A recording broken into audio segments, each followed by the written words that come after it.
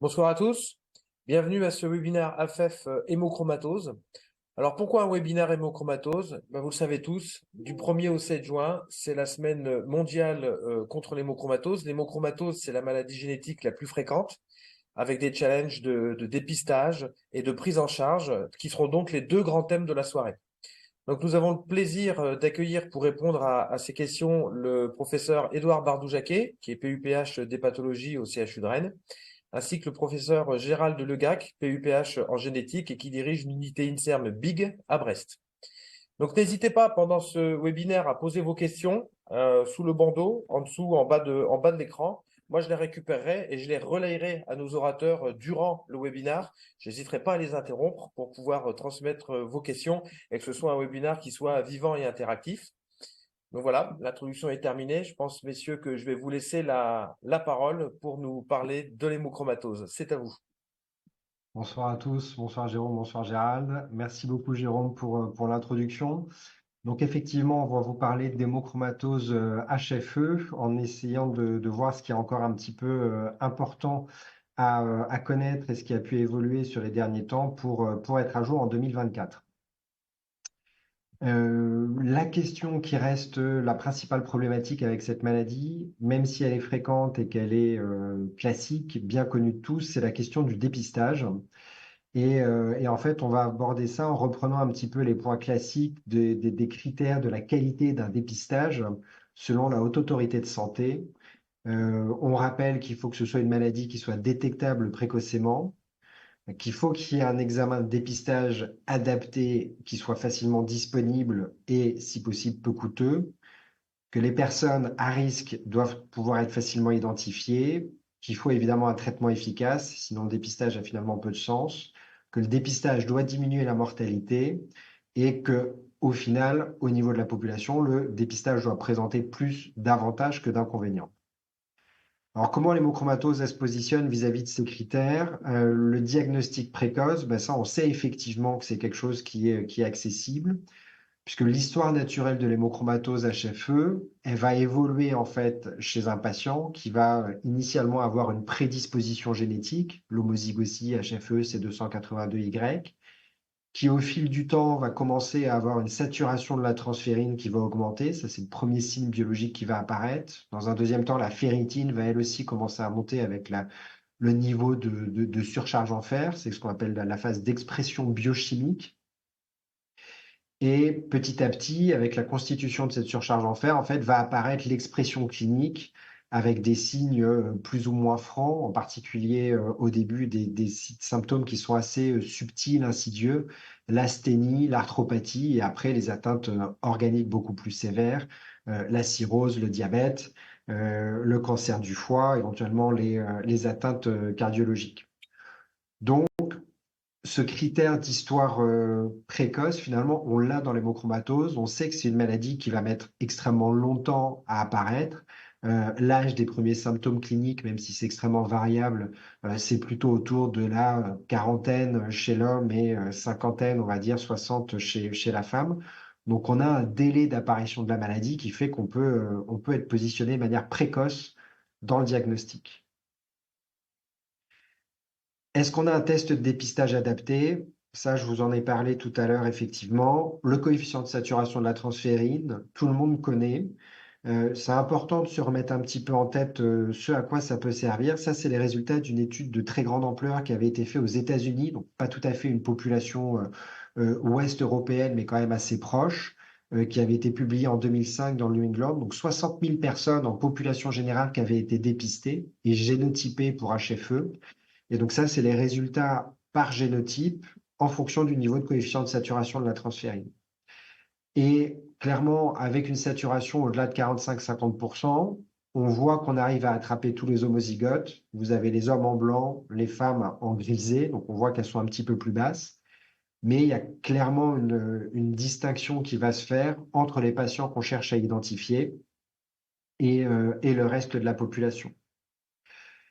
Il y a différents travaux qui ont été faits, puisque la question qu'on va se poser, c'est le seuil de saturation. À partir de combien est-ce qu'on doit déclencher un dépistage?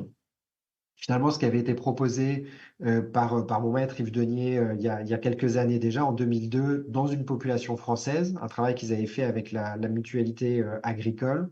C'était un seuil de 50% chez les hommes, 45% un petit peu plus bas chez la femme. Et ça permettait finalement d'avoir des excellentes valeurs de dépistage, puisqu'on avait une sensibilité de 100%, une spécificité de 90%, en rappelant quand même que même si la saturation est un petit peu élevée, il y a quand même pas systématiquement un vrai positif. La valeur prédictive positive était de 20%, ce qui est très satisfaisant, mais c'est pas non plus parfait. Alors, l'inconvénient un petit peu du coefficient de saturation, c'est que c'est un test biologique qui est assez variable. En particulier, il y a des variations nictémérales. Donc, on dit que c'est un test qui est à réaliser si possible le matin.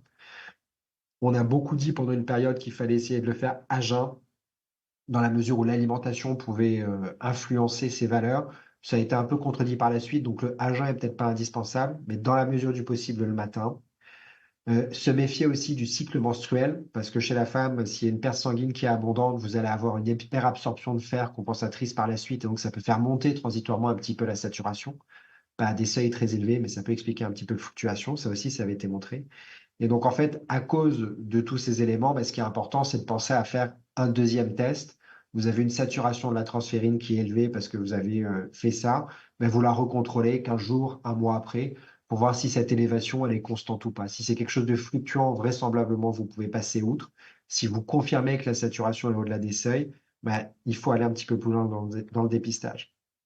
Coefficient de saturation, c'est fait dans n'importe quel laboratoire, ça coûte pas cher, c'est une technique biochimique qui est assez simple, c'est le dosage du fer, le dosage de la transférine, et après c'est un calcul. Donc le test biologique, facilement accessible, il est disponible, il n'y a pas de problème de ce côté-là. Pierre-Edouard, j'ai déjà des premières questions sur le chat. Alors, une première qui est en rapport avec ce que tu viens de dire. Imaginons un patient qui a une hyperféritinémie, qui a une saturation normale au début du suivi, mais ensuite, la saturation augmente et passe au-dessus de 45%. Est-ce qu'il faut faire la recherche de l'hémochromatose, bien que ça ne corresponde pas à l'histoire naturelle de la maladie, parce que la ferritinémie est élevée au départ? Tout à fait. Alors après, ça, bon, avec le fer, ça dépend souvent un peu du sexe et de l'âge, euh, puisque ça va influencer significativement. Vu la fréquence de la pathologie, si vous avez une saturation qui est élevée au-delà de 50% hein, chez l'homme, parce que là tu parlais de 45%, si c'est un homme, je pense qu'on peut le négliger. Au-delà de 50%, 2 fois d'affilée, je pense qu'il vaut mieux faire le test que de ne pas le faire. Parce qu'en fait, même s'il y a beaucoup de facteurs confondants, d'hyperféritinémie, de choses comme ça, on a forcément des patients homozygotes HFE C282Y qui vont avoir une hyperféritinémie métabolique, une maladie chronique du foie, une maladie alcoolique du foie, etc. Et ça serait dommage de passer à côté d'un traitement potentiel. Donc il faut l'avoir fait une fois. Une hyperféritinémie, même si la saturation monte dans un deuxième temps, effectivement, c'est atypique. Si c'est confirmé sur un deuxième prélèvement, il faut faire le test HFE. Je pense que j'aurais pas trop de scrupules là-dessus. Et quant à la saturation, tu as dit le matin, mais il y en a qui se lèvent plus tôt que d'autres. Est-ce qu'on a le droit de la faire encore après une grasse mat à 11 heures ou est-ce que c'est vraiment très tôt le matin, il faut être très strict? Est-ce Non, qu'il y je a des pense règles? que il y a tellement de variables confondantes à côté qu'il vaut mieux le répéter une deuxième fois. Avec un peu de chance, il se réveillera plus tôt ou plus tard et on verra si c'est cohérent. Euh, il y a eu beaucoup de débats parce que ça a été très discuté dans le dépistage de population générale. Donc, il y a eu beaucoup de travaux. Quel seuil de saturation, quelle technique biochimique? Parce qu'avant, il y avait des techniques de colorimétrie, de dosage. Enfin, je rentre pas dans les détails, mais il y a eu une grosse littérature là-dessus à une époque. Euh, ça va pas changer de manière fondamentale. Il y a une variation nictémérale. Ça va pas faire passer quelqu'un de 45 à 75%, quoi. Vous allez passer de 45 à 50, 51. Vous le refaites la fois d'après et puis ça répondra à la question. C'est pas la peine de mettre un réveil obligatoirement à 6 heures du matin. Ok. Donc, l'item d'après, dans le cadre du dépistage, on a vu qu'on avait un diagnostic précoce possible, un test facilement. Mais alors finalement, est-ce que ça sert à quelque chose? Alors, je suis désolé, la diapositive est un peu chargée. À gauche, vous avez le résultat de l'étude Princeps, entre guillemets, qui validait l'efficacité et l'intérêt des saignées. C'est Niederer qui avait publié ça en 96, avec en fait, en fonction de la date diagnostique des cohortes, vous voyez, dans les années 60, dans les années 40 à 60, dans les années 70 où on a commencé à implémenter les saignées, puis au final, dans les années 80, on voit qu'il y a une amélioration de la survie qui est très significative. Donc, c'est évidemment pas des études randomisées, mais ça suggérait quand même déjà que depuis qu'on faisait des saignées, les gens mouraient moins ou en tout cas plus tard, d'hémochromatose. Le tableau sur la droite, c'est un travail qu'on avait effectué sur notre base de données à Rennes, qui était des standardized mortality ratio. Alors en fait, c'est le ratio de mortalité des patients par rapport à ce qui était attendu par rapport à la population générale de la même région, même âge et même sexe. C'est-à-dire qu'en fait, si vous avez un ratio positif, ça veut dire que vous mourrez plus que ce qui est attendu. Si vous avez un ratio inférieur à 1, ça veut dire que vous mourrez moins que ce qui est attendu. Partant du principe là aussi que c'est pas randomisé, mais que c'est des patients qui sont pris en charge de manière à peu près homogène, puisque c'était dans le même centre, avec des saignées assez précoces. Et on voit finalement sur la première colonne, donc overall, c'est toute cause de mortalité. On regarde en fonction du seuil de ferritine. On voit que les patients qui sont diagnostiqués précocement, donc avec une ferritine qui est entre la normale et 1000, avaient une sous-mortalité par rapport à la population générale. Il y a finalement que chez les patients avec une ferritine très élevée qu'il y avait toujours cette surmortalité. Donc, on a un intérêt à diagnostiquer précocement avant qu'il y ait une surcharge qui soit significative, puisque la survie est excellente à partir du moment où c'est pris en charge précocement. On voit la même chose donc à la troisième ligne sur le degré de fibrose hépatique. Les patients qui étaient diagnostiqués avec une fibrose minime initialement avaient une survie qui était meilleure que la population générale, voire similaire. Il n'y a que chez les patients qui étaient diagnostiqués au stade de cirrhose qui avaient finalement une surmortalité, essentiellement par cancer du foie. On reparlera plus tard. Donc, on a un traitement qui marche bien, qui normalise la survie et donc qui permet de casser l'histoire naturelle de la maladie. Là où ça se complique un petit peu, c'est est-ce qu'on est une population à risque? Alors, tu l'as dit dans l'introduction, c'est la maladie génétique la plus fréquente. Il y a eu beaucoup aussi d'études qui ont été faites de génotypage en population générale pour essayer de voir un petit peu la fréquence de l'allèle dans la population. La légende dit, et effectivement c'est probablement vrai, qu'il y a eu un variant avec un effet fondateur dans la population celte. Donc on voit qu'il y a un gradient nord-sud avec vous avez sur la droite la prévalence de l'hétérozygosie C282Y. Donc on voit qu'en Irlande, en Angleterre, dans les pays nordiques, il y a une prévalence qui est beaucoup plus élevée que dans le sud de l'Italie, la Grèce, etc. Et vraisemblablement, en France, sur les dernières données qui avaient été effectuées, on était sur une période sur 200, une période sur 250. Alors, il n'y a jamais eu d'études sur des centaines de milliers de patients en France. Ça a été toujours quelques dizaines de milliers, mais c'est quand même significatif. C'est vraisemblablement assez proche de la vérité à cette époque. Et donc, si cette maladie, elle est si fréquente que ça, ben finalement, il faut faire un dépistage en population générale de manière un peu systématique, biochimique ou génétique, ça se discute. En fait, la problématique, elle vient de la pénétrance qui est incomplète de cette maladie. Il y a énormément de facteurs qui ne sont pas tous expliqués. Il y a des traits génétiques qui sont associés. Il y a un facteur hormonal. On sait que les hommes vont avoir une maladie plus précoce et plus sévère que les femmes. Il y a des facteurs environnementaux, évidemment. Ce qui fait que sur ce qui est considéré un retentissement organique significatif, donc là, c'était une étude australienne, donc c'était avec une maladie du foie, donc quand même vraiment significatif. Il y avait une expression de la maladie que chez 30% des hommes et 2% des femmes. Et si on s'intéressait au retentissement biologique, c'est-à-dire avoir une ferritine supérieure à la normale, là c'est l'étude que je vous ai présentée tout à l'heure qui avait été faite aux États-Unis, on avait une hyperferritinémie, donc une surcharge au minimum modérée chez 80% des hommes, 60% des femmes. Donc en fait, cette problématique de hiatus entre le génotype qui expose au risque de la maladie et vraiment l'expression de cette maladie, c'est vraiment ce qui a coupé un petit peu l'herbe sous le pied du dépistage en population générale pour l'hémochromatose HFE, arguant du fait que finalement, comme tous les homozygotes vont pas être malades, la prévalence de la maladie et pas du génotype est vraisemblablement beaucoup plus faible que ça. Donc, in fine, les autorités de santé en France ou ailleurs ont dit que c'était pas quelque chose qui était recommandé en population générale. Par contre, c'est quelque chose sur lequel il faut être extrêmement vigilant chez toutes les personnes qui ont des symptômes compatibles. Et là, on retombe un petit peu quand même à un dépistage qui est extrêmement large, puisqu'on l'a vu, c'est une maladie fréquente. On l'a vu aussi, si on veut avoir un diagnostic précoce, eh ben, il faut y penser dès qu'on a le moindre signe. Et les signes débutants, c'est l'asthénie. Alors effectivement, c'est toujours difficile à établir. Ça peut être tout et n'importe quoi. C'est pas un motif rare de consultation, mais il faut savoir y penser. Pas seulement chez les celtiques ou les bretons, comme on nous dit parfois, hein, c'est valable pour toute la population française. Et à plus forte raison, bah, s'il y a une maladie chronique du foie, s'il y a une arthropathie ou une ostéoporose. Là, le petit diagramme que je vous ai mis en dessous, c'est une étude qui a été faite en Angleterre, donc la UK Biobank. Il y a 100 000 personnes qui ont été dépistées, volontaires sains, pardon, suivies en Angleterre dans le cadre de cette immense cohorte de santé, qui ont été génotypées et ils ont regardé à gauche chez les hommes et à droite chez les femmes le risque d'avoir une maladie hépatique, ostéoporotique, articulaire, etc., en fonction du génotype C282Y homozygote. Et on voit quand même que même si tout l'exprime pas, pardon, le risque de développer une maladie chronique du foie ou une maladie rhumatologique est extrêmement augmenté, surtout chez les hommes, chez ces patients qui sont homozygotes. Donc un bénéfice au dépistage qui est majeur. Pour l'autre population à risque, je vais passer la parole à mon collègue, le professeur Legac.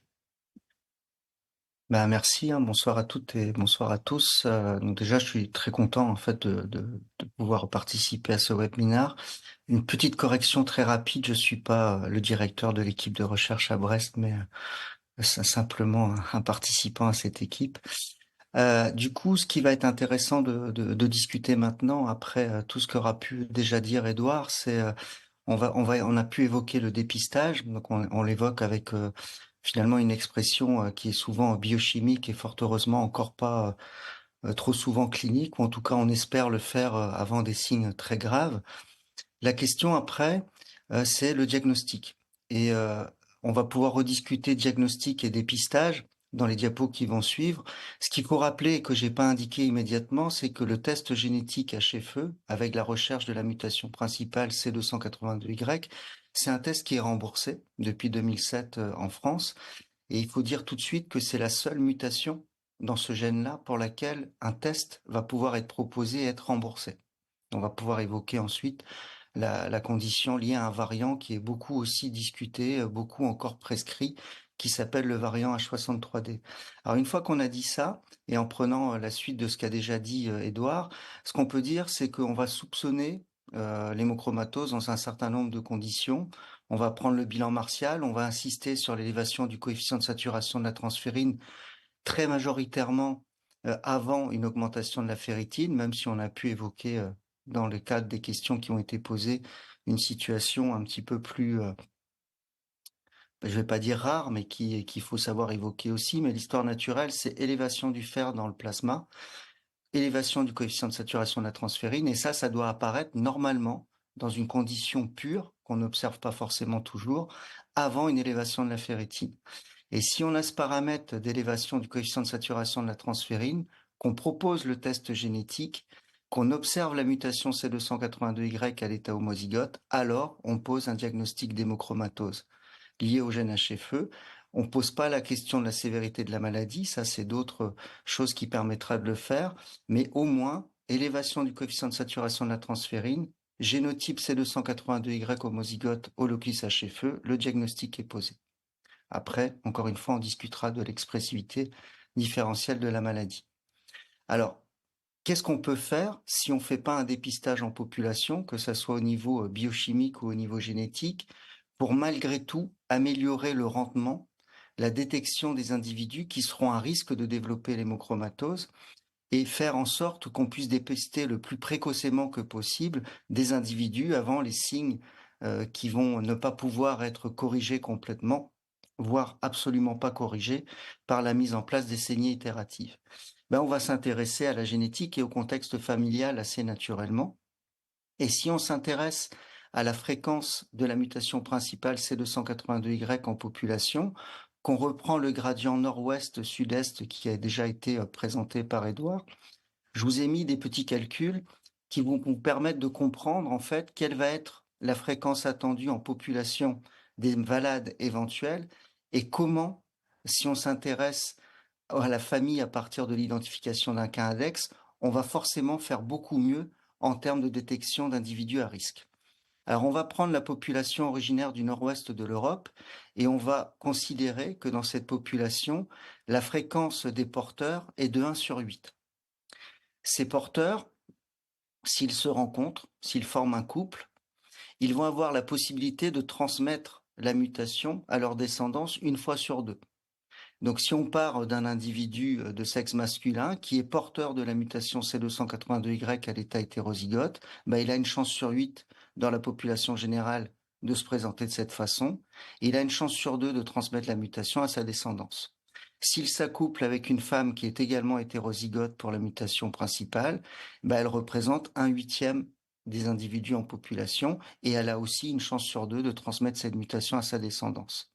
Les individus qui seront homozygotes C282Y auront donc reçu chacun le chromosome porteur de la mutation de chacun des deux parents.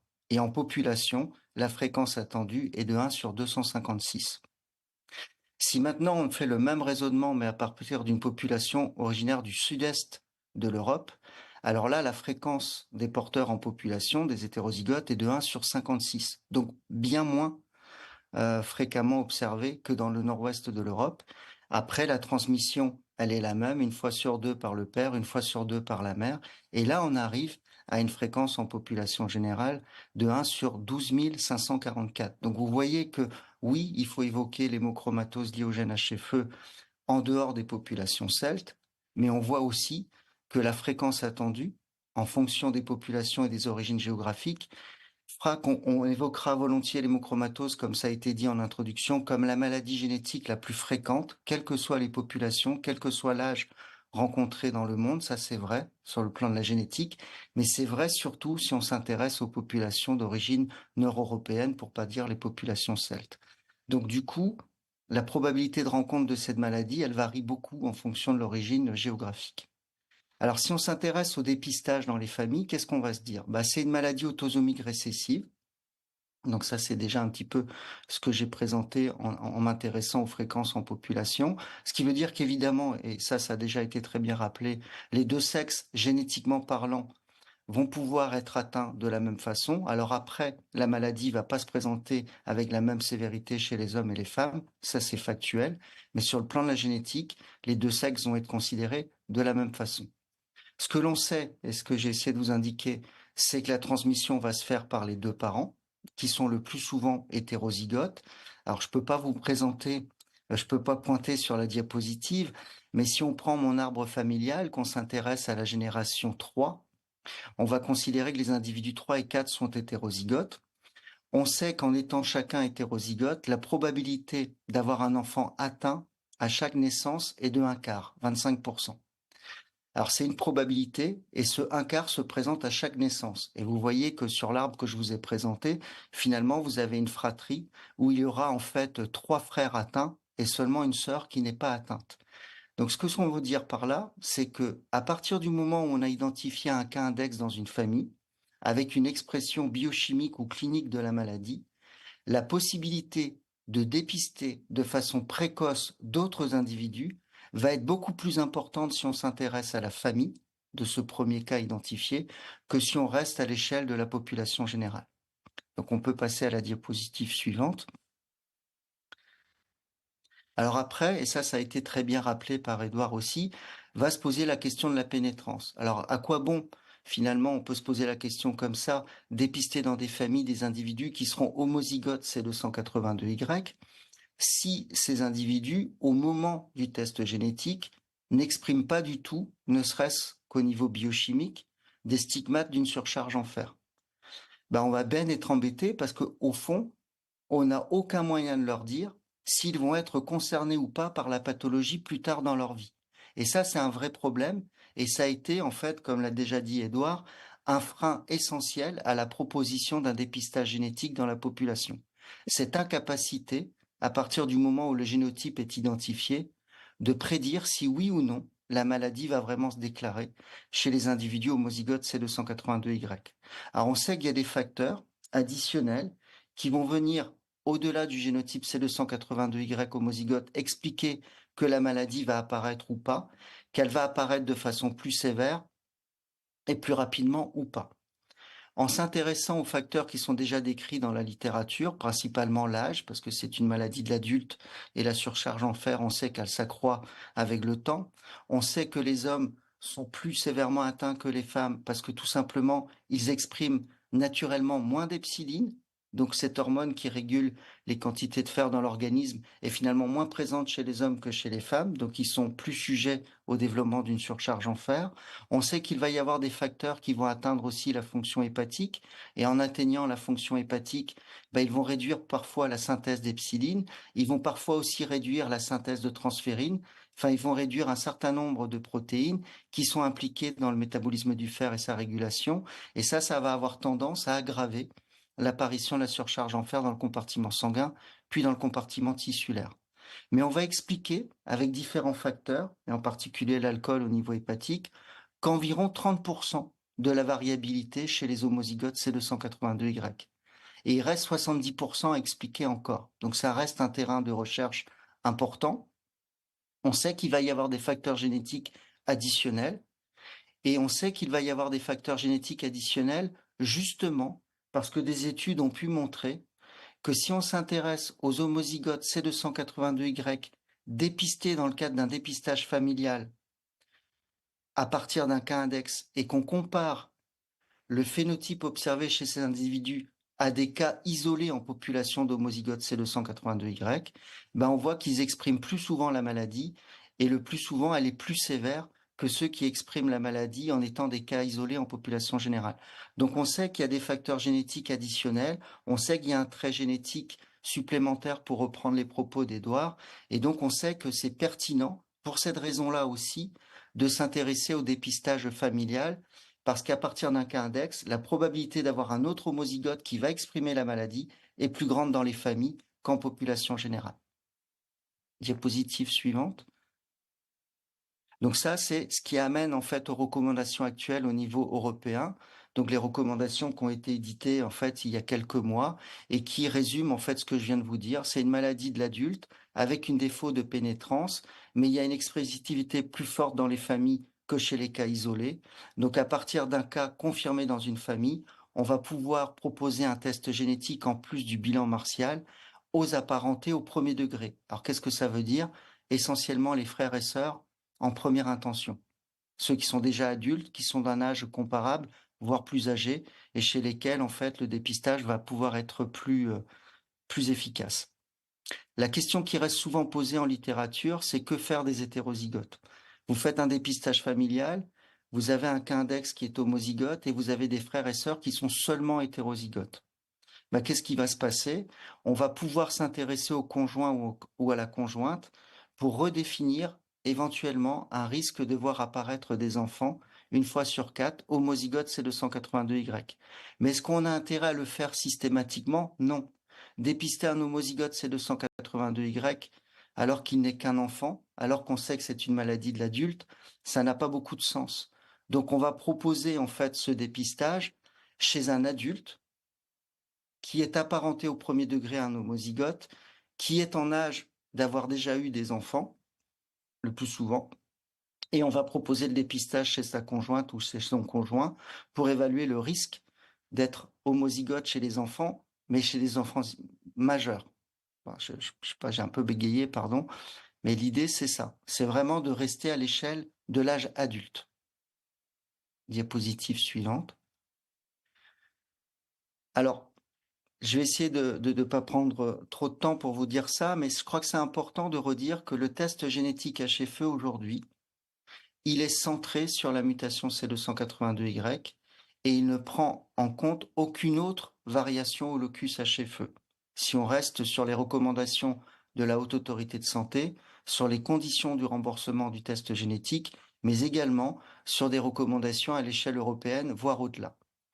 Alors une fois qu'on a dit ça, il est encore courant de voir apparaître dans des comptes rendus de génétique un statut qui correspond à celui de la variation H63D. Et il se trouve que cette anomalie H63D, elle reste aussi souvent demandée par des prescripteurs. Alors je vais essayer de vous expliquer d'où vient la question posée par la variation H63D et pourquoi aujourd'hui on ne devrait plus s'y intéresser, en tout cas absolument pas de la même façon que la mutation C282Y. Et vous voyez en fait sur cette première diapo qu'il n'y a pas de consensus au niveau européen pour la recherche de cette mutation. Et vous verrez que sur les diapositives suivantes, on aura intérêt à organiser d'autres choses que le simple test génétique chez les porteurs de ce variant H63D. Diapositive suivante. Alors d'où vient la question posée par le variant H63D? Alors le variant H63D, c'est un variant extrêmement commun en population générale. Tout à l'heure, j'ai pu dire que c'était environ un porteur sur 8 pour la mutation C282Y dans le nord-ouest de l'Europe. Ben, on va être 1 sur 4 ou 1 sur 5 en Europe à porter ce variant H63D à l'état hétérozygote. Donc c'est extrêmement fréquent. Alors qu'est-ce qui s'est passé? Au moment en fait de la découverte du gène HFE, des cohortes ont été constituées, des cohortes de patients qui avaient a priori un phénotype de surcharge en fer très bien défini. Et dans l'étude Princeps, qui a permis l'identification du gène HFE, ils étaient 178 patients à avoir été testés. Comment la surcharge en fer avait été définie? Par biopsie hépatique, avec aussi, pour certains patients, une évaluation rétrospective de la quantité de fer au moyen en fait des volumes de sang soustraits. Il n'y avait pas, dans cette première cohorte, d'indication de cause secondaire de surcharge en fer ou d'hyperferritinémie. Sur ces 178 patients, on retrouve la mutation avec effet fondateur à l'état homozygote, donc celle qui était attendue avant qu'on identifie le gène, chez une majorité de patients et qui s'est révélée être la mutation C282Y. Mais dans cette publication Princeps, on s'intéresse à ceux qui ne sont pas homozygotes C282Y et on voit que chez les quelques patients qui portent la mutation C282Y à l'état hétérozygote, transmise par un des parents, l'autre gène porté par l'autre chromosome, transmis par l'autre parent, va être porteur du variant H63D commun en population générale. Et là, on se dit que c'est sans doute pas le fait du hasard. Et on commence à expliquer qu'il y a un enrichissement d'un génotype composé de la mutation C282Y d'un côté et de la variation H63D de l'autre, ce qu'on appelle le génotype composite C282Y H63D. On parle d'enrichissement parce que dans cette première cohorte, ce génotype-là est observé chez 4,1% des patients, alors qu'il n'est attendu en population générale que chez 1,6% des individus. Mais les auteurs s'empressent de dire que contrairement à la mutation C282Y, et ça a été vérifié dans le temps, on ne peut pas exclure que le variant H63D ne soit pas un variant causal et qui soit là comme un marqueur de présence d'autres variants qui auraient un vrai effet sur la structure et la fonction de la protéine HFE, mais qui ne seraient pas immédiatement identifiés. Alors il faut savoir que la mutation C282Y, elle altère fortement la structure de la protéine HFE et de fait, elle diminue la synthèse hépatique d'hepcidine. Pour le variant H63D, il n'y a pas d'évidence encore aujourd'hui que ça modifie la structure de la protéine HFE et sa fonction. Et il n'y a pas de documentation non plus chez les individus hétérozygotes composites d'une diminution de la synthèse hépatique d'hepcidine. Donc il n'y a pas d'argument fonctionnel, que ce soit à l'échelle de la protéine ou à l'échelle de la synthèse de l'hepcidine, pour expliquer que la H63D soit un variant d'intérêt au niveau du diagnostic. Diapositive suivante. Quand on s'intéresse à la deuxième étude publiée en 96, toujours par une équipe américaine, là on constate à peu près les mêmes statistiques. On voit beaucoup d'homozygotes C282Y, c'était attendu, et on retrouve des hétérozygotes composites avec une fréquence qui est très proche de celle de la population Princeps, environ 5% chez les malades, toujours plus haut que la fréquence attendue en population générale. L'étude dit également qu'elle part en fait d'individus qui ont un phénotype de surcharge en fer très bien défini. En réalité, quand on rentre dans le détail, et vous le verrez pas sur cette diapositive parce que malheureusement, il y a eu des conversions et c'est encore plus petit que ce que j'avais fait, on pouvait observer que les surcharges en fer étaient pas si bien définies. D'abord, il y avait beaucoup de valeurs manquantes. Parfois, il n'y avait pas d'élévation de fer dans le compartiment sanguin. Et parfois, les quantités de fer soustraites par phlébotomie étaient relativement modestes. Et donc, on pouvait vraiment s'interroger sur le phénotype de surcharge en fer qui était celui de ces hétérozygotes composites. Donc à partir de là, il y a eu deux questions dans la littérature. Quel est l'enrichissement réel de ce génotype chez des individus avec surcharge en fer par rapport à une population générale? Et surtout, quel est le phénotype de surcharge en fer observé chez ces individus? Diapositive suivante. Alors, on a réalisé une première étude à Brest chez un peu plus de 300 individus, qui étaient des individus qui avaient tous été adressés à l'établissement français du sang pour réaliser des saignées itératives. La porte d'entrée, c'était l'hyperféritinémie, et normalement, la saignée itérative aurait dû être proposée seulement à des patients atteints d'hémochromatose avec un génotype C282Y homozygote. On va voir que ce normalement n'est que très rarement en fait confirmé. Donc à l'époque, on réalise cette étude, on a 306 individus, on a une majorité d'homozygotes C282Y, mais une majorité relative parce que c'est un patient sur deux qui était saigné en ayant ce génotype-là. Donc il y avait d'autres causes de surcharge en fer, d'autres causes d'hyperféritinémie, mais déjà à peu près un individu sur deux était dans ces autres causes-là que la cause HFE C282Y homozygote. On regarde le génotype C282Y H63D hétérozygote composite et on voit que c'est un peu moins de 20% des individus saignés. Donc on se dit, s'ils sont saignés, c'est qu'il y a une justification à le faire. Maintenant, si on regarde la fréquence observée en population générale, et là on avait génotypé plus de 900 individus finistériens d'origine, on voit qu'en réalité, le génotype composite hétérozygote, il est 4 fois plus fréquent que le génotype C282Y homozygote en population générale. On devrait donc l'observer 4 fois plus fréquemment chez les patients en saignée thérapeutique si ces deux génotypes étaient équivalents au regard du risque de surcharge en fer. À l'inverse, on voit en fait que ce génotype hétérozygote composite, il est près que 3 fois moins fréquent chez les individus réellement saignés que chez les homozygotes C282Y. Donc il est plus fréquent en population, mais il est moins fréquent chez les malades. Donc c'est à peu près ce qu'avaient laissé entendre les études Princeps. Et finalement, si on regarde quand même ce génotype hétérozygote composite par rapport à la population générale, bah chez les individus saignés, il est 4 fois plus fréquent qu'attendu. Donc, il peut se passer quelque chose. Il y a une notion de risque qui émerge en fait de ces statistiques. La question maintenant, c'est le phénotype. Comment se présentent ces individus? Diapositive suivante. Bah, le phénotype, il est très différent de ce qu'on peut observer chez les homozygotes C282Y.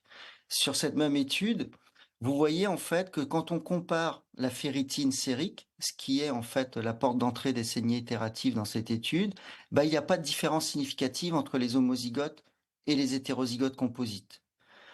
C'est légèrement supérieur chez les homozygotes, mais c'est pas significativement différent.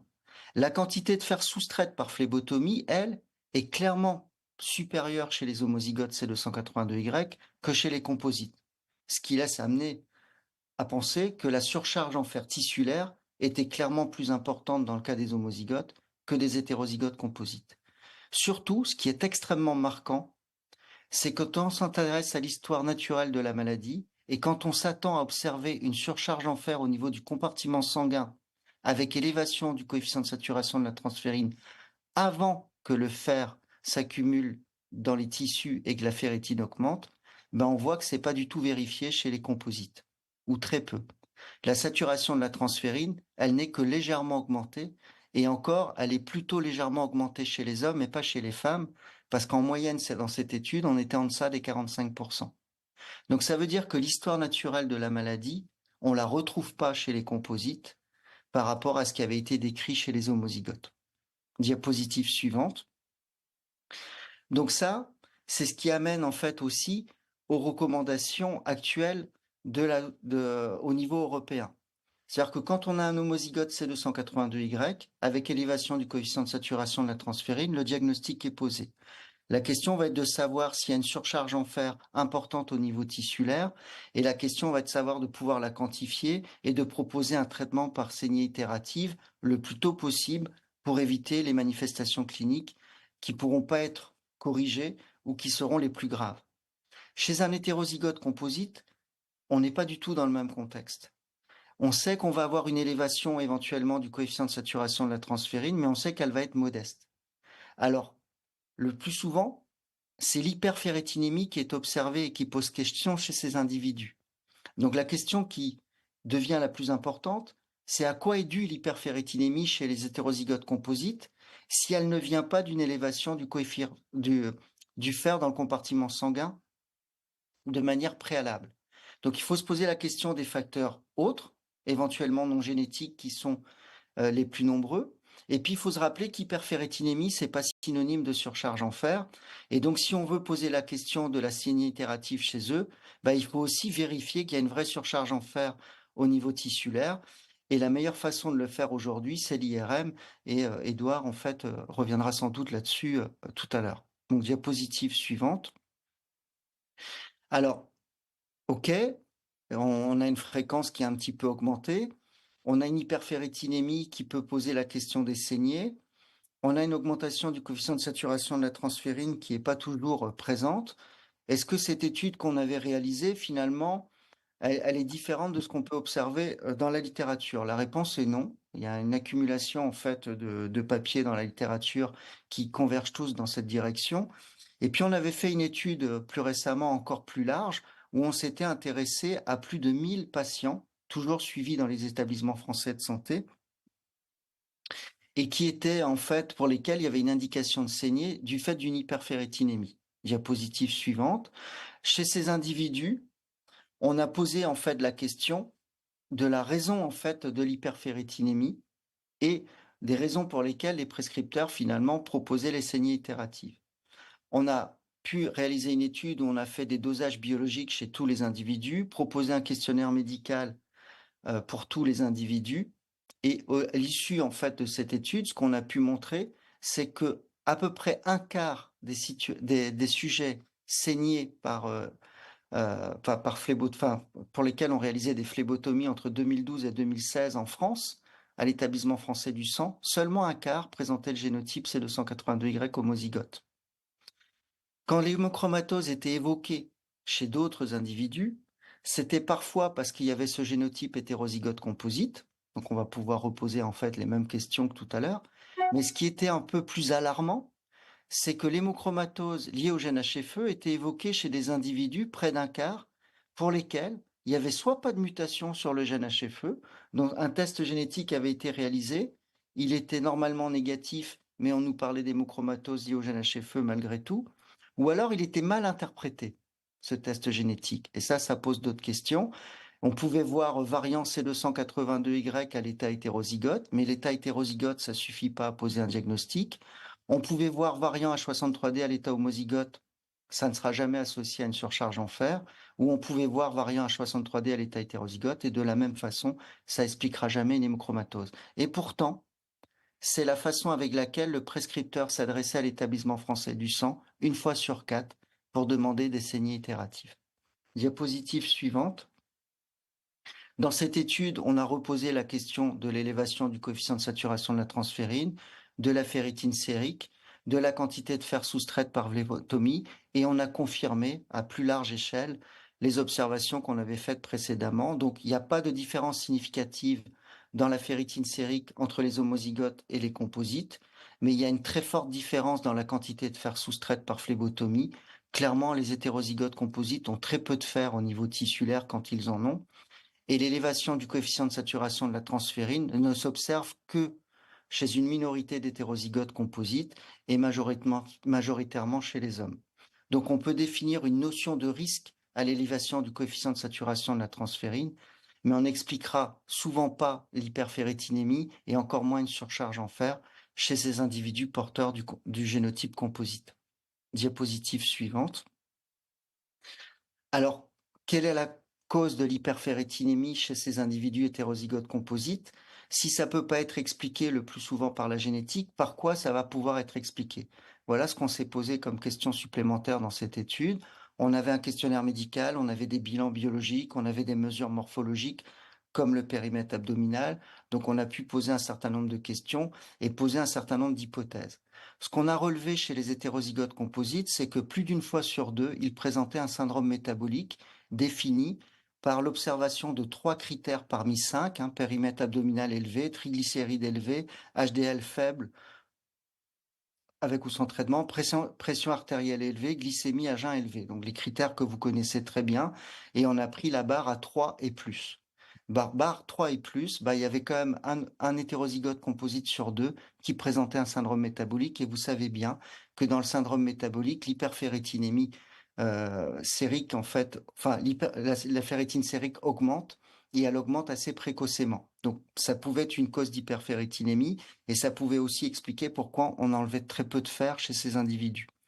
Une autre cause, c'était la consommation excessive d'alcool et elle était quand même un tout petit peu moins observée que dans les autres situations d'hyperféritinémie pour lesquelles les saignées avaient été proposées, ce qui est dans la rubrique autres génotypes. Donc ils sont ni homozygotes ni hétérozygotes composites. Ils sont rien aux yeux, en fait, du test HFE. Ça englobe un certain nombre de situations et dans ces autres situations, on observe aussi le syndrome métabolique près d'une fois sur 2 et la consommation excessive d'alcool plus d'une fois sur 10. Diapositive suivante.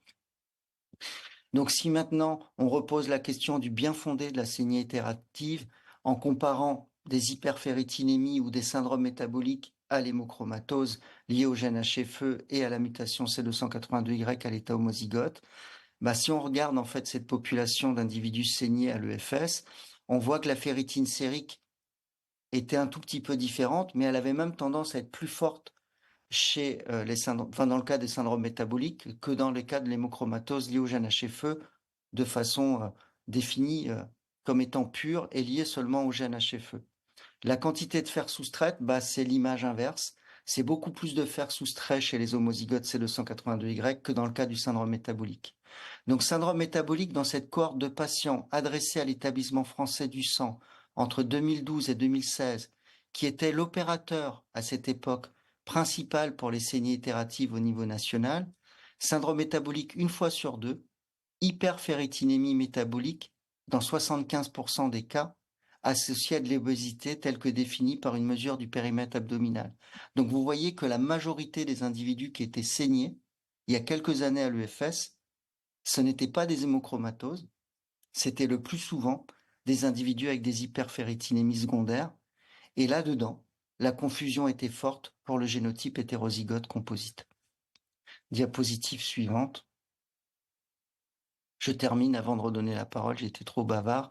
Donc, est-ce que cette observation faite au niveau national d'un défaut de diagnostic, d'une mauvaise interprétation des mutations locus HFE, c'est quelque chose qui est propre aux Français? Non, c'est pas propre aux Français. Cette mauvaise interprétation des génotypes au locus HFE, elle s'observe dans d'autres pays. Il y a une étude qui l'a très bien montré au niveau américain.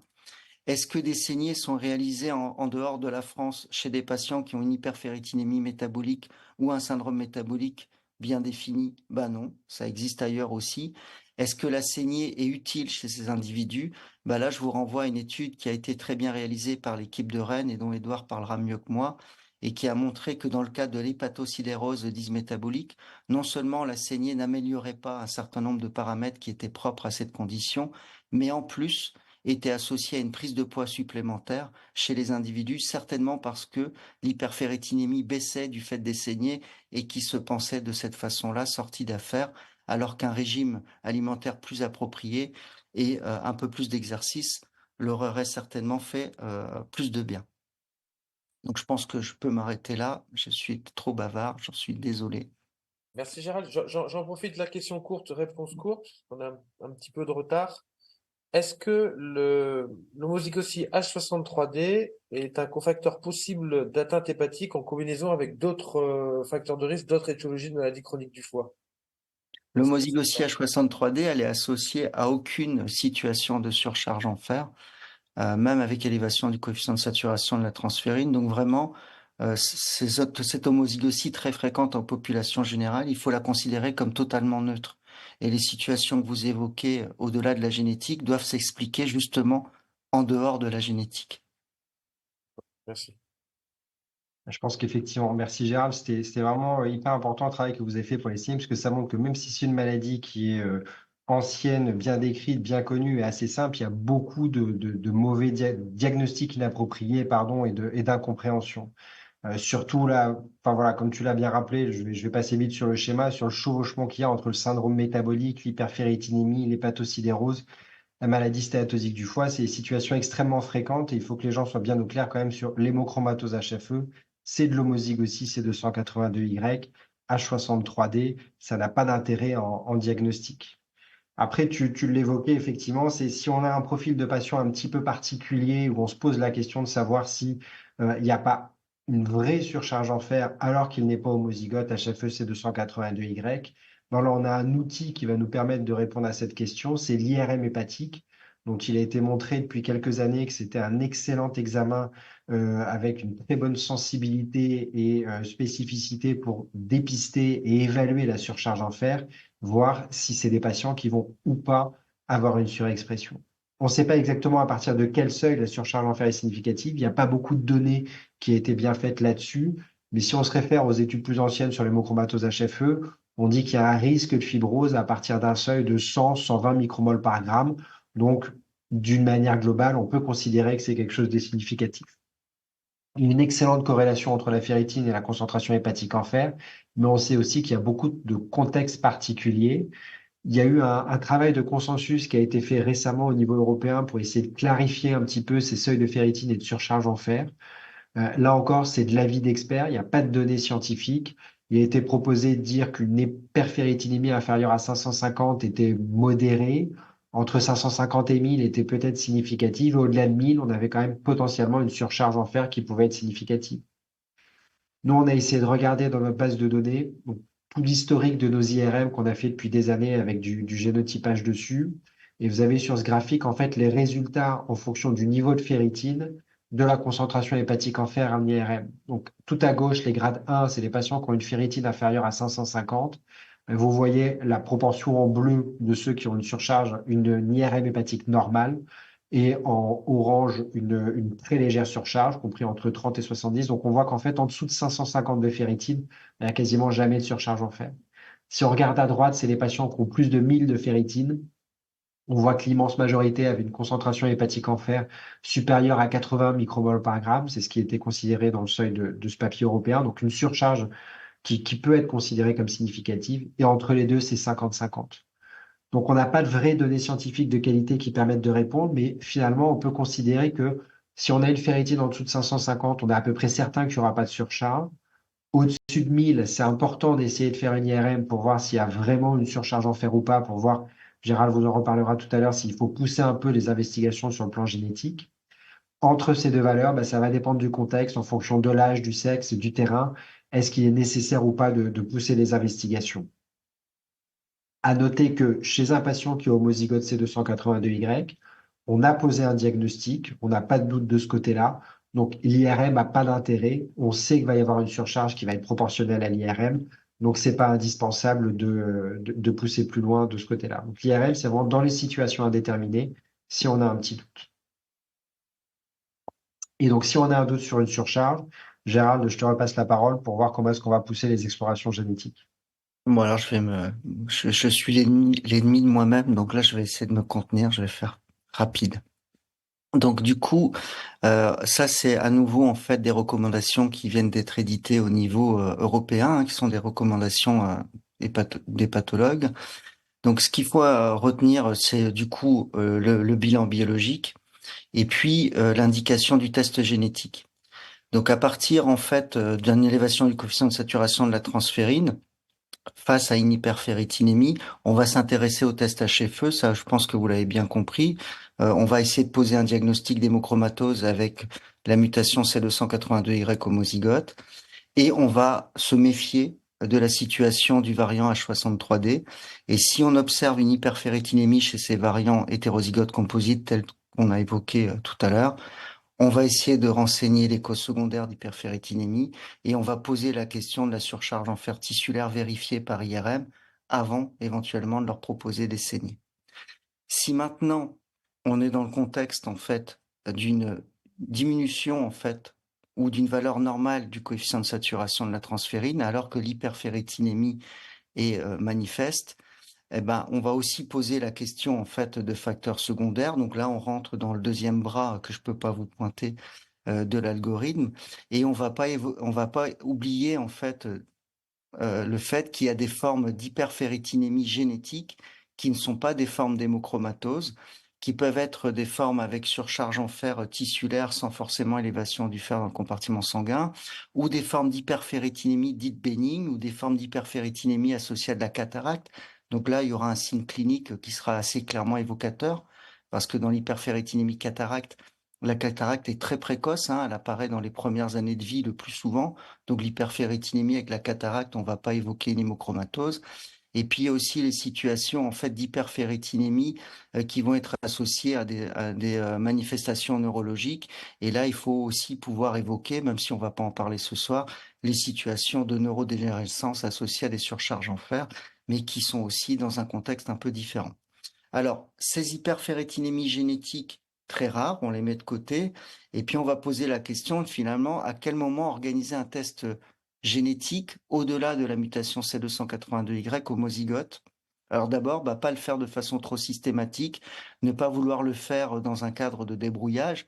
Donc vous avez fait votre test HFE, il est négatif. Reposez-vous la question en fait des causes secondaires possibles. Il faut vraiment le faire du mieux possible avec les éléments en fait qui sont disponibles, avec un bilan biologique étendu aussi, parce qu'il y a tout un tas de marqueurs qui permettent au niveau biologique de révéler des causes secondaires d'hyperféritinémie. Et puis, au-delà du contexte clinique, reposer la question du contexte familial, parce que si on pose des questions de génétique, il faut aussi pouvoir éventuellement interroger l'individu, celui auquel on s'intéresse, voir s'il n'y a pas des apparentés au premier ou au second degré qui montreraient également des manifestations de surcharge en fer. Et ça assoit clairement l'intérêt de faire des tests génétiques supplémentaires. Alors, diapositive suivante. Euh, Quels sont ces tests génétiques supplémentaires? Imaginez deux cas de figure. Le premier, vous avez fait un test génétique, première intention, HFE. Ce test génétique ne revient pas positif parce qu'il n'est pas C282Y homozygote. Malgré tout, vous avez un variant C282Y à l'état hétérozygote. Vous avez une situation de surcharge en fer typique de l'hémochromatose, élévation du coefficient de saturation de la transférine, évidemment une surcharge en fer bien définie au niveau de l'IRM. Le premier test qu'on va pouvoir vous proposer, c'est celui qui va consister à rechercher un autre variant sur le deuxième chromosome hérité par l'un des parents qui porte le gène HFE, et on va regarder s'il n'y a pas des mutations rares, mais des vraies mutations, au sens il y a un impact sur la protéine et sa fonction. Et ça, on sait qu'elles sont rares, mais on sait qu'elles existent. Et ça a notamment été documenté par 3 équipes françaises. Donc une première dans le cadre d'une collaboration entre l'équipe de Montpellier et une équipe en fait à Bichat, qui a bien montré que chez des hétérozygotes C282Y simples, à partir du moment où on a un contexte d'égochromatose confirmé au niveau biologique et histologique, finalement on peut retrouver dans des situations pas si rares que ça, un deuxième mutation, mais au sens une mutation avec un effet important. Diapositive suivante. Ces situations ont été confirmées en fait par une étude qui a été réalisée à Rennes, donc à laquelle a participé Édouard, hein, qui pourra donner en fait quelques mots supplémentaires si nécessaire. Ce qui est important de considérer, c'est que les phénotypes étaient bien définis. On n'est pas dans le bilan de débrouillage. On a un test génétique HFE C282Y qui est hétérozygote. On a un vrai contexte bien défini, et là, on va trouver des mutations supplémentaires. Si on le fait de façon trop systématique, la pêche sera pas très bonne, entre guillemets. Et ça a aussi été confirmé par une étude qu'on a été réalisée à Brest. Donc voilà, donc 3 études françaises qui montrent bien l'intérêt de le faire. Plus peut-être difficile à comprendre, diapositive suivante. Première étude qui avait été réalisée, l'étude de Feder et al. En 96, ils disent on a des hétérozygotes composites, c'est 282Y H63D, mais on peut pas exclure le fait que la H63D, ça soit un variant qui soit là en déséquilibre de liaison, pour prendre un terme de généticien, avec un autre variant plus rare qui lui aurait un effet sur la protéine et sa fonction. Ça aussi, ça a été documenté dans quelques cas. C'est pas tous les individus hétérozygotes composites, mais chez certains d'entre eux, sur l'allèle, l'exemplaire du gène qui porte le variant H63D, on va pouvoir documenter une autre mutation, et c'est cette autre mutation qui a l'effet, qui entraîne la fonction de la protéine et qui va expliquer la surcharge en fer et qui permettra de poser un diagnostic. Donc, on pourra trouver des mutations rares au locus HFE. Diapositive suivante. Si on veut élargir les choses, il faut savoir qu'aujourd'hui, il y a d'autres formes de surcharge en fer génétique pour lesquelles l'appellation d'hémochromatose a été retenue, qui dépendent d'autres gènes avec des mutations dans d'autres gènes du métabolisme du fer, qui se transmettent de façon autosomique récessive ou de façon autosomique dominante. Donc dominant, ça veut dire qu'une seule mutation à l'état hétérozygote suffit pour expliquer la maladie et poser un diagnostic. Il y a une hétérogénéité phénotypique extrêmement forte. Il y a des formes en fait juvéniles avec des formes de surcharge en fer très très très marquées, avec un hypogonadisme, une atteinte hépatique, voire une atteinte cardiaque à l'âge de 20 ans. Ça, c'est le gène associé à l'hepcidine, et puis un gène qui est associé à un régulateur fort de l'hepcidine au niveau hépatique qui s'appelle l'hémojuvéline. De l'autre côté du spectre, vous avez la forme adulte par excellence, qui est la forme HFE. Dans l'intermédiaire, vous avez une forme qui est liée au récepteur à la transférine de type 2, qui touche des adultes jeunes, qui vont avoir un bilan martial extrêmement perturbé, mais qui vont avoir des manifestations cliniques qui ne seront pas forcément plus sévères ou plus précoces que dans la forme HFE. Et puis, il y a une forme extrêmement particulière, qui est la forme liée au gène SLC41, sur laquelle je vais maintenant m'arrêter 2 minutes. Diapositive suivante. Donc celle-là, on peut la zapper aussi. Alors, la surcharge en fer qui est liée à ce gène SLC41, c'est quoi SLC41? C'est le gène qui code le récepteur, si vous voulez, de l'hepcidine, la cible de l'hepcidine dans le métabolisme du fer. La cible de l'hepcidine dans le métabolisme du fer, c'est un transporteur qui est unique, qui permet de faire sortir du fer du compartiment tissulaire vers le compartiment sanguin. C'est un transporteur qui fonctionne au niveau hépatique, qui fonctionne au niveau de la rate, qui fonctionne à différents endroits de l'organisme. Et il va pouvoir présenter deux types de mutations. De façon schématique, des mutations qui vont empêcher la fonction de transport du fer. Et dans ce cas-là, on va avoir une surcharge en fer qui va apparaître dans le compartiment tissulaire et pas dans le compartiment sanguin, qui va surtout être révélée au niveau des macrophages, et puis qui va être associée à une forte élévation de la ferritine sérique. Et là, on va parler de maladie par perte de fonction, et on va évoquer la maladie de la ferroportine. Ou alors, on va avoir des mutations qui vont ne pas empêcher la fonction de transport du fer, mais qui vont toucher des acides aminés sur la protéine qui permettent la fixation de l'hepcidine et sa régulation. Et là, on va parler de gain de fonction. Et quand ces mutations vont apparaître, comme l'hepcidine n'est plus efficace alors qu'elle est bien synthétisée, on va revoir apparaître tout ce que l'on connaît habituellement de l'hémochromatose, c'est-à-dire du fer qui va arriver de façon trop abondante dans le compartiment sanguin, qui va ensuite regagner les tissus, surtout au niveau du parenchyme, et qui va associer en fait une hyperferritinémie, des manifestations cliniques qui vont être assez typiques de celles qu'on observe dans l'hémochromatose HFE. Donc deux cas de figure, perte de fonction, gain de fonction, deux pathologies qui se présentent de façon différente au niveau biologique et histochimique, maladie de la ferroportine d'un côté, et ce qu'on a appelé l'hémochromatose de type 4 à un moment donné de l'autre côté, qu'on appelle maintenant, d'après les dernières recommandations, hémochromatose liée au gène SLC41. Ça fait pas une grande différence, mais il faut savoir que c'est hémochromatose d'un côté, maladie de la ferroportine de l'autre. D'un point de vue IRM, on peut les différencier. Et vous voyez en fait des IRM ici qui vous sont représentés. À gauche, maladie par perte de fonction, maladie de la ferroportine. Vous voyez une surcharge en fer, un hyposignal au niveau de du foie, mais vous voyez surtout un hyposignal au niveau de la rate. Et vous voyez aussi un hyposignal au niveau de la moelle osseuse. Et ça, c'est très caractéristique de la maladie de la ferroportine. Et à droite, une mutation par gain de fonction. C'est ce qu'on attend être proche de l'hémochromatose. Et là, vous avez un hyposignal surtout et essentiellement même au niveau du foie. Diapositive suivante. Alors, on a étudié en fait cette maladie qui est sans doute la deuxième forme de surcharge en fer génétique après l'hémochromatose liée au gène HFE, mais une fois qu'on a dit ça, elle reste relativement rare. Elle est probablement aussi sous-diagnostiquée, on n'y pense sans doute pas assez souvent après l'observation d'une hyperferritinémie inexpliquée par des causes secondaires. Ce que vous voyez sur cette diapositive, c'est la dichotomie entre les mutations perte et gain de fonction. Et on voit que ça touche des acides aminés à l'échelle de la protéine qui vous sont représentés, qui ne sont pas positionnés aux mêmes endroits.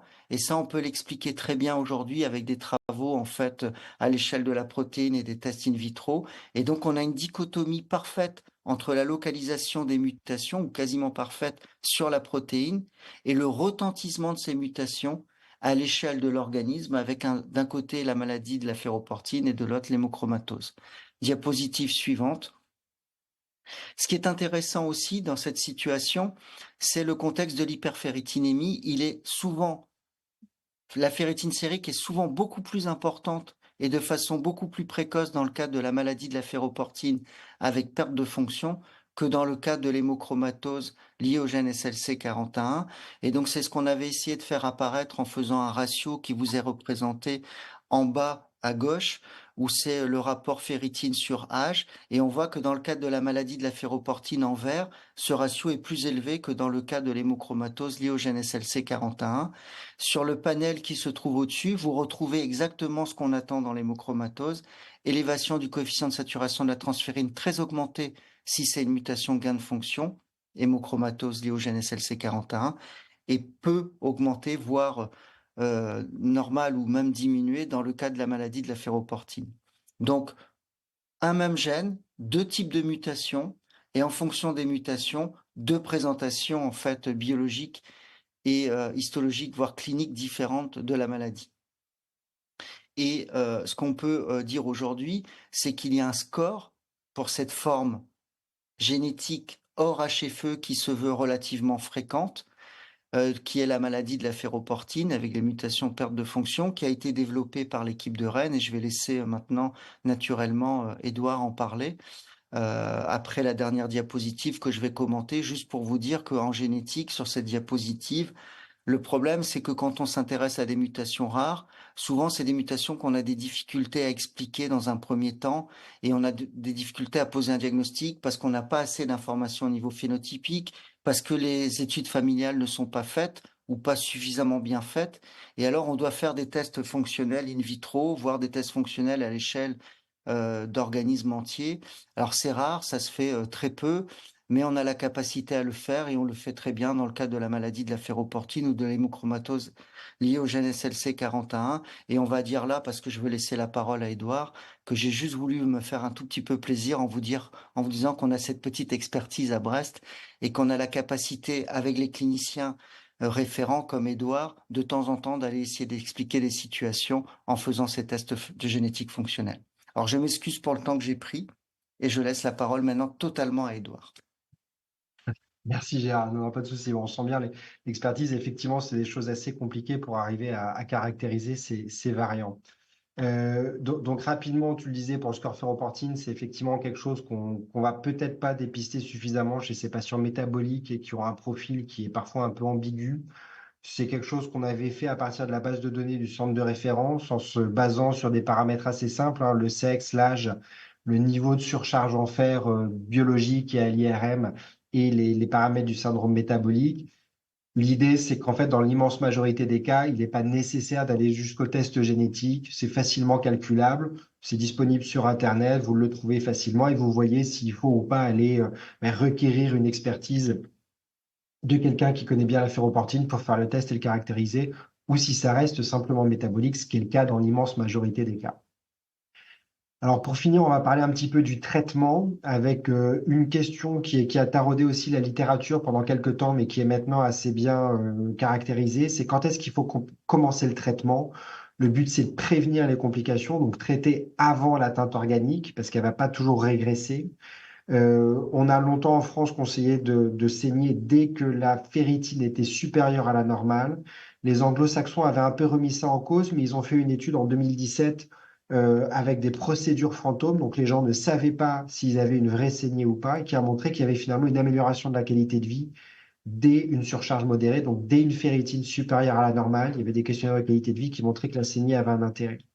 Donc il y a un intérêt sur la survie, il y a un intérêt sur la qualité de vie qu'il faut commencer assez précocement. Il y a une phase initiale de désaturation. On fait une saignée toutes les semaines ou toutes les 2 semaines, à peu près 7 millilitres kilo, maximum 550. On vérifie la bonne tolérance clinique. On surveille la ferritine et l'hémoglobine régulièrement pour vérifier qu'il n'y ait pas d'anémie qui se développe. Et puis après, une fois qu'on a récupéré un stock en fer qui est normal, on va passer sur la phase d'entretien avec une saignée tous les 6 mois, une fréquence qui est adaptée en fonction des besoins des patients. Ça, on n'a toujours pas de modèle qui nous permette de prédire à l'avance de quoi les patients vont avoir besoin, ce qui peut varier aussi au cours de la vie. Une question, donc on parle beaucoup de la ferritine, ça a été de voir s'il y avait un intérêt ou pas à surveiller le coefficient de saturation de la transférine au cours du traitement. Ça a été écarté initialement en l'absence de preuves et puis pour des raisons médico-économiques finalement. Est-ce qu'il y avait vraiment un intérêt à faire ces dosages biologiques répétés? C'est toujours pas recommandé. Je suis pas certain que ça le soit un jour. Il y a des questions qui se posent chez certains patients symptomatiques où il y a des profils un petit peu particuliers. La ferritine est normale, mais la saturation reste élevée. Ils ont parfois un peu plus de symptômes. On avait trouvé des éléments dans une étude rétrospective qui étaient significatifs. Là, on a une étude prospective qui est en cours. On espère que ça donnera la réponse à la question, mais pour l'instant, c'est pas une recommandation. L'aspect pratique des saignées, il n'y a pas eu beaucoup de changements. Les 5 premières doivent toujours être réalisées dans une structure de santé. Ça, c'est un peu un frein pour les patients. À la suite, ça peut être fait à domicile. Et puis, ce qui a évolué plus récemment, c'est la possibilité, l'ouverture du don saigné aux EFS. Donc, le don saigné, c'est une procédure un peu particulière. Ça doit être prescrit par le médecin du patient. Un volume qui est fixe, 420, 450 ou 480, obligatoirement pour que ça puisse être réutilisé pour un don de sang.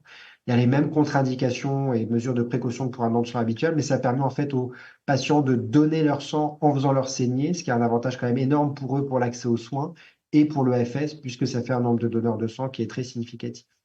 Vous trouverez beaucoup d'informations sur le site de l'expérimentation qui avait été menée par les associations de patients et les EFS en Île-de-France, FAIRIF. Je vous ai mis le lien sur la présentation. Je vous invite vraiment à aller voir. C'est vraiment quelque chose qui est bien fait. Et c'est l'occasion de saluer le travail des associations de patients parce que c'est grâce à leur lobbying que ça a pu être fait. Il y a un certain nombre de régions où c'est compliqué d'avoir accès aux saignées parce que parfois les infirmières à domicile ne souhaitent pas le faire. Les structures de soins se sont beaucoup désengagées. Donc en fait, je vous invite à inviter les patients à se rapprocher des associations. Ils ont des contacts, ils passent par les syndicats d'infirmiers libéraux, ils passent par les EFS pour les aider à la prise en charge. C'est très important. Et avec l'ouverture du non-saigné, c'est vraiment quelque chose qui a changé. On est encore en train de travailler pour essayer de faciliter l'accès à ça. Les traitements de deuxième ligne, juste très rapidement, parce que c'est vraiment des situations qui sont très rares. Là, il y a des petits trucs et astuces. On sait que le thé, le curcuma, ça a un effet chélateur. Les inhibiteurs de la pompe à protons, ça va diminuer l'absorption du fer aussi, donc ça va réduire le besoin de saigner. Il y a des techniques beaucoup plus compliquées, les chélateurs du fer, l'érythrocyte aphérèse. Là, c'est vraiment dans des situations particulières où les saignées sont impossibles, contre-indiquées. Il y a des options médicamenteuses qui se discutent avec les centres experts. Il y a peu de recherches finalement thérapeutiques, même si on espère que les agonistes de l'hepcidine vont peut-être permettre d'améliorer un plus. Les saignées marchent très bien dans l'immense majorité des cas, donc forcément le besoin au niveau de l'industrie pharmaceutique n'est pas majeur. Malheureusement, il n'y a pas beaucoup d'appréhension de la qualité de vie, c'est peut-être ça qui pêche un peu et qui pourrait faire évoluer un peu les choses. Une question qui revient très fréquemment, c'est l'alimentation. Qu'est-ce que je dois manger? Vous faites votre annonce diagnostique, les gens retiennent le faire. Est-ce qu'il faut que je fasse un régime particulier? Non. Il faut avoir une alimentation saine. Il n'est pas nécessaire d'aller scruter la quantité de fer de chaque aliment. Ça ne va pas avoir beaucoup d'impact sur les saignées. Il faut évidemment éviter tout ce qui est enrichi en fer, que ce soit les compléments alimentaires. La prise de vitamine C à forte dose va favoriser l'absorption du fer, donc ça aussi c'est à limiter. Mais sinon, il n'y a aucune recommandation diététique particulière. L'alcool, comme toutes les maladies chroniques du foie, c'est à éviter. Ça a un effet potentialisant, démultiplicateur. Ça va favoriser l'absorption du fer, ça va favoriser la toxicité hépatique. Donc là encore, en l'absence de cirrhose, consommation d'alcool raisonnée. Quelle surveillance pour ces patients? Ben, elle est adaptée aux atteintes organiques initiales. On l'a vu dans l'histoire de la maladie, c'est la surcharge qui va faire la maladie. Donc, si vous diagnostiquez précocement, il n'y aura pas de complications de l'hémochromatose, donc il n'y a pas de surveillance spécifique à faire. S'il y a une atteinte, évidemment, initialement arthropathique, cardiaque ou autre, ben, vous faites la surveillance qui est adaptée, mais il n'y a pas besoin de surveiller systématiquement au titre de l'hémochromatose et de faire un bilan de complications annuel. Il y a évidemment, quand dans le contexte un petit peu particulier de la cirrhose, le risque de carcinome hépatocellulaire qui est la première cause de mortalité des patients qui ont une hémochromatose HFE. Donc les mêmes recommandations que pour toutes les maladies chroniques du foie, une échographie hépatique tous les 6 mois, un dosage de l'alpha-fétoprotéine, avec un risque de carcinome hépatocellulaire qui est peut-être réduit à long terme chez les patients qui ont une régression de la cirrhose, mais c'est des données qui sont à confirmer, c'est pas très bien établi, donc on reste sur une surveillance à vie comme pour toutes les cirrhoses, du risque de carcinome hépatocellulaire, ce qui permet de faire la liaison. Je te laisse la parole, Jérôme. Merci beaucoup. Je propose qu'on termine avec quelques questions là qui m'ont paru intéressantes sur le chat. Là, tu parlais de traitement, Edouard. Il y a des patients qui sont difficiles à saigner, notamment par exemple le cirrhotique avec une hémoglobine basse, un hypersplénisme. Comment on gère ça? On réduit les rythmes, on réduit le volume, on fait pas, on passe à autre chose. Comment tu fais en pratique sur ces patients difficiles? Alors, en plus, bon, chez les patients cirrhotiques, il y a des contre-indications au chélateur, donc on ne peut pas les utiliser. Euh, le plus simple, c'est peut-être d'essayer de jouer sur le volume et la périodicité pour que ce soit mieux toléré. Mais après, effectivement, si on a un patient avec une anémie, une cirrhose grave, malheureusement, je pense que la seule solution, ça sera d'attendre qu'il se complique et d'aller vers la transplantation hépatique parce qu'on n'aura pas de moyens, tant les chélateurs que l'érythrocyte aphérèse. S'il y a une anémie qui est significative, c'est que la cirrhose est grave, on ne pourra pas y avoir recours. En général, chez les patients un peu limites, on baisse le volume, on fait 300, 250 millilitres tous les 15 jours, 3 semaines, un mois pour essayer de les maintenir de façon à peu près stable. Les inhibiteurs de la pompe à protons, ça peut être intéressant parce que ça a bien montré que ça divise par deux le besoin de saigner. Donc un malade qui est compliqué à saigner, bah, ça va pas le traiter, mais c'est toujours ça de gagner. Sur le site que tu as indiqué, est-ce qu'il y a des ordonnances types pour faire des saignées aux EFS? Oui, tout à fait. Donc sur le FERIF, parcours hémochromatose, vous trouverez toutes les infos sur les restrictions, etc. Et il y a des ordonnances types pour le FS avec l'attestation comme quoi il y a déjà des saignées qui ont été faites que vous pouvez remettre aux patients pour qu'ils aillent à tous les EFS fixes. Ça marche pas pour les structures mobiles, mais tous les sites de don du sang sont en mesure de le faire. Alors, une question pour Gérald. Alors là, c'est intéressant ça, parce que c'est pragmatique. Pourquoi ne pas plutôt dépister le conjoint du cas index et en l'absence de mutation, ne pas dépister les enfants? Le conjoint du cas index, Oui, genre, on a un patient qui est homozygote. Si son conjoint est homozygote sain, il y a théoriquement pas de risque pour les enfants. ouais, peut-être que je me suis mal exprimé en fait. Au départ, on a un cas index qui est homozygote et on va s'intéresser à la fratrie pour voir s'il n'y a pas d'autres homozygotes parce que sur le principe, comme le cas index a reçu de chacun ses parents, la probabilité à chaque naissance que ça apparaisse, c'est une fois sur quatre à chaque fois. Après, ce que j'évoquais, le cas index, ça peut être comme pour l'hétérozygote finalement. Le cas index est homozygote. On va s'intéresser à son conjoint ou à sa conjointe. Si le test à Schaeffer revient négatif, effectivement, aucun intérêt de faire un dépistage chez les enfants. Si le test à Schaeffer revient hétérozygote maintenant, un enfant sur deux va pouvoir être atteint. Mais encore une fois, on aura un intérêt à proposer le test génétique que s'il y a des enfants qui vont être adultes et qui peuvent en bénéficier, quoi. On va pas commencer à dépister chez les enfants. Et combien coûte une recherche de mutation C282Y? Pas très peu, c'est un peu moins de 58 euros là, je crois. Quand même. Quand même, bon, quand C'est pas les transaminases, quoi. ouais, quand Et la même, pardon. ferritine. Hmm.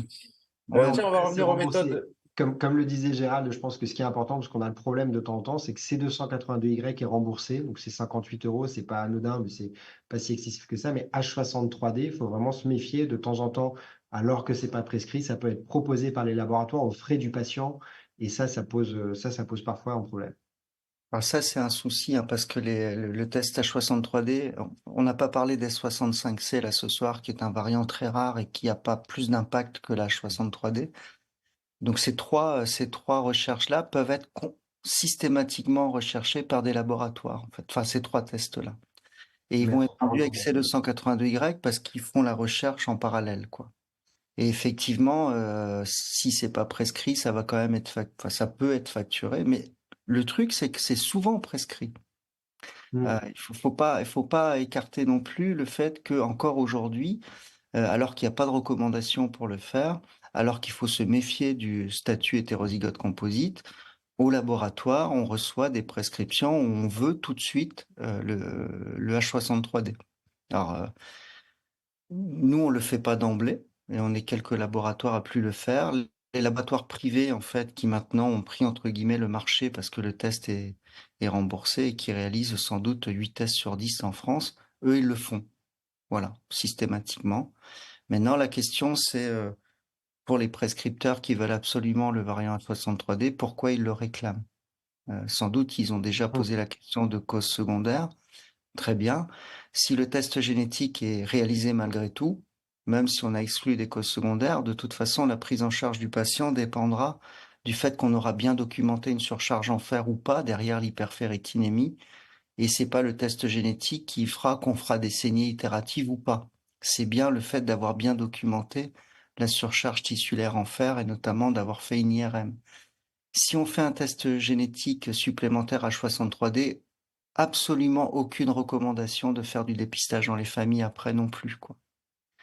Donc, pour moi, aujourd'hui, si on devait être clair, il faut absolument, en fait, arrêter le dépistage de H63D. Il a absolument pas, enfin, on va pas dire comme ça, il n'y a pas suffisamment de bénéfices à réaliser ce test-là.